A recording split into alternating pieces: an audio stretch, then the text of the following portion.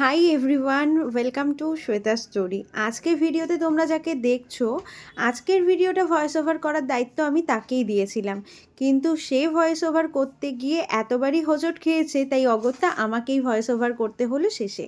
এই কেকটার অর্ডার ছিল বেশ কিছুদিন আগে, একটা 5 বছরের বাচ্চা মেয়ের বার্থডে ছিল।